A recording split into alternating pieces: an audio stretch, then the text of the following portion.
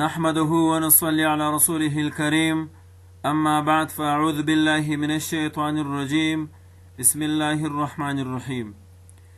د تجوید زده کړې یوټیوب چینل دوستانو، السلام علیکم ورحمت الله وبرکاته. امید لرم چې جوړ او روغ به یاست. دوستانو، د مخارجو د درسونو په ادامه سره راځو نن 15 مخرج ده. مخکنی درس مو 14 مخرج و چې صاد، زا او سین ورڅخه ده کېدل. نننی درس 15 مخرج دی، مخرج الفا، یعنی هغه مخرج چې د هغه څخه فا ادا کیږي. نننی درس د فا مخرج دی. راځو مخرج یې وایو. هر کله چې ثنایه علیا غاښونه د لاندې شونډې د منځ سره ومښلي، دلته فا ادا کیږي. دوستانو، ومو ویل هر کله چې ثنایه علیا غاښونه، ثنایه علیا غاښونه موږ او تاسو ویلي وه چې ثنایه د دوو په معنا دي او علیا د لوړو. ثنایه علیا یعنی مخکني دوه پورته یا لوړ غاښونه. کله چې ثنایه علیا غاښونه د لاندې شونډې یعنی د دغې لاندې شونډې د منځ سره ومښلېږي، ثنایه علیا غاښونه راځي د لاندې شونډې د منځ سره مښلي، ټکر ورسره خوري، دلته فا ادا کیږي. یعنی د ثنایه علیا غاښونو او د لاندې شونډې د یو ځای کېدو څخه فا راوځي، فا زیږي، فا ادا کیږي. د سکون او د متحرکوالي په حالت کې یې مشق کوو. لومړی د متحرکوالي حالت، یعنی چې کله فا حرکت ولري. حرکت معنا زور، زیر یا پیش. راځو مشق کوو. ف، فی، فو. د سکون حالت، اف، اف، اف.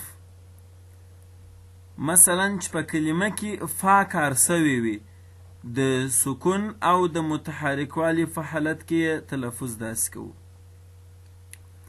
لومړی د متحرکوالي مثال مې راوړی دی. فلا تنهر، فلا تنهر، فلا، فلا.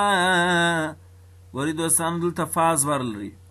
د سکون حالت یې افواجا، افواجا، اف، اف. دا د متحرکوالي حالت دی. فلا تنهر او افواجا کلمه چې ده، دا لفظ دی، دا د سکون د حالت دی، ځکه دلته فا ساکنه ده. فا ته حرف شفویه ویل کیږي. شفویه ځکه ورته ویل کیږي چې فا د شفتینو یعنی د شونډانو څخه ده کیږي. دوستانو، یوې خبرې ته مو فکر باید وي چې یو موږ او تاسو فا لرو او بل پا لرو، چې په پښتو او عربي ژبه کې کاریږي. یو پا د دوستانو هغه د دواړو شونډانو د یو ځای کېدلو څخه ادا کیږي، یعنی چې په فارسي او پښتو ژبه کې زیاته کاریږي.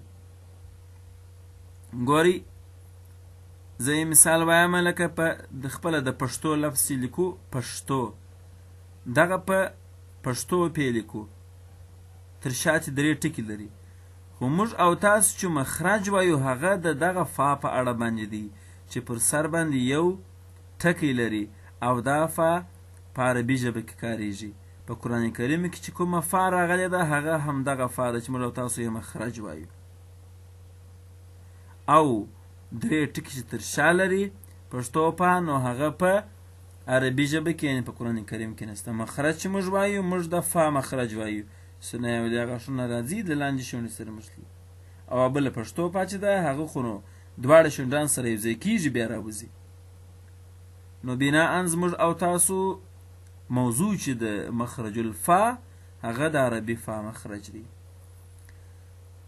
دوستانو، تجوید زده کړه یوټیوب چینل در سره سبسکرایب کړئ.